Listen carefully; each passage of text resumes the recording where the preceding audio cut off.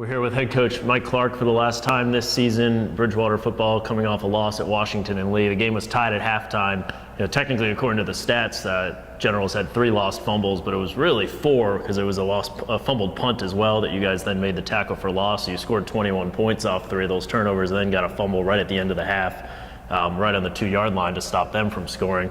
But then second half, you couldn't take advantage of similar opportunities, had 2 more fumble recoveries for short fields in the third quarter, and immediately went 3 and out. Well, I think, unfortunately, right now, I'm coaching a 30-minute a good 30-minute team in a 60-minute game, and what's happened to us, Jim, and we've seen it particularly in the conference games, the close conference games.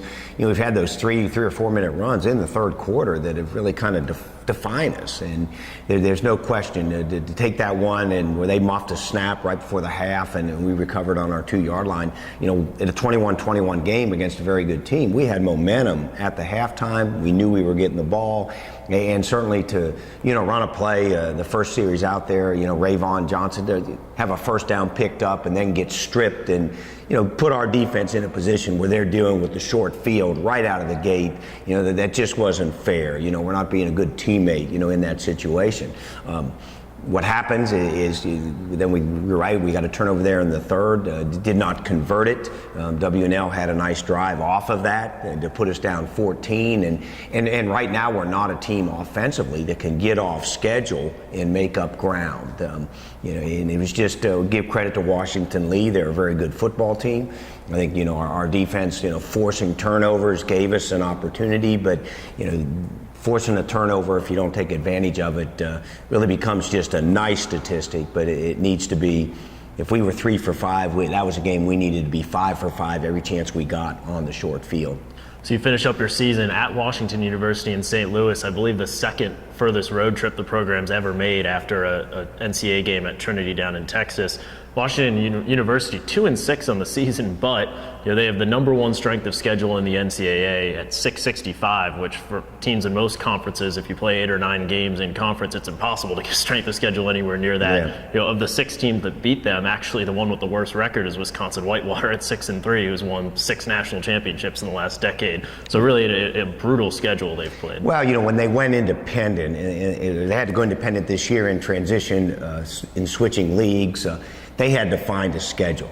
For them to get 9 games, they had to play a bunch of teams that nobody wanted to play. And if we're not mistaken, there's 5 NCAA playoff teams on their schedule.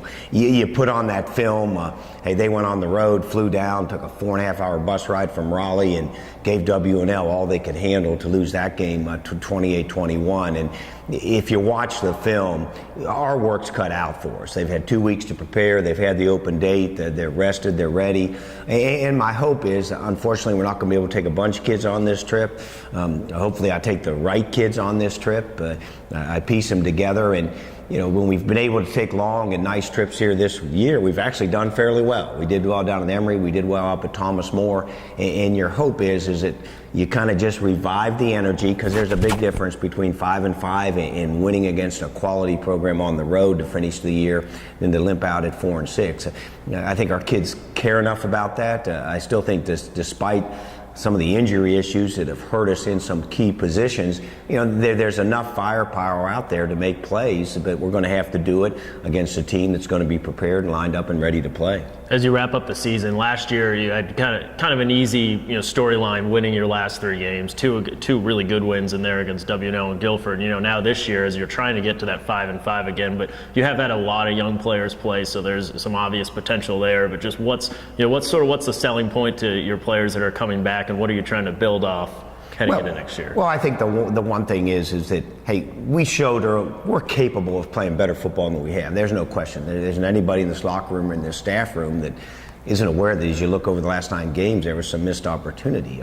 The good thing we have going for us, the score's going to be 0-0 on Saturday when we go up to Washington University, and on Monday I'm undefeated again. I think that's the great thing about our sport is we do. Some of those young people that had to play maybe in situations that they weren't quite ready to manage, now are going to be younger people next year with experience. But yeah, I kind of, in this business, you really got to compartmentalize a lot.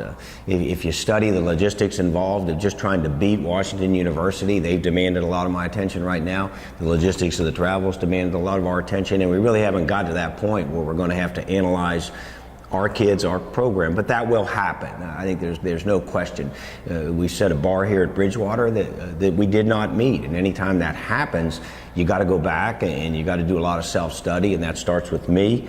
I think our reactions aren't going to be knee-jerk. They need to be well thought out, but there's no question. We got to ID things that need to be corrected, both on and off the field, to get us into to make us a competitive position again in a league with Ferrum coming in next year that just gets tougher. Good things that happened. I think I have 6 home games next year, so I'm not going to be a road warrior like we had to be a little bit this year, but I think, hey, I look forward to next year, but that's going to be a Monday decision, okay, before I make that switch. Right now, we just occupied with trying to go on a road and make this a great experience. Originally, I said I was going to treat this like a playoff game, where I was going to go out and I said, here's how I have to do it. I'm just going to take the best players like you have to in a playoff, and you got to disappoint some pretty good people. Took that approach somewhat, but I decided I am taking every senior. I've had 12 seniors that have finished with me, regardless of their on-the-field contribution. They're on this trip. So my hope is the 54 people players that are going to be in uniform are going to be high energy. I do understand I have to leave some good players behind. That's unfortunate, but I think hopefully I got the right people that we're going to go out there and try to pull an upset and have some fun doing it.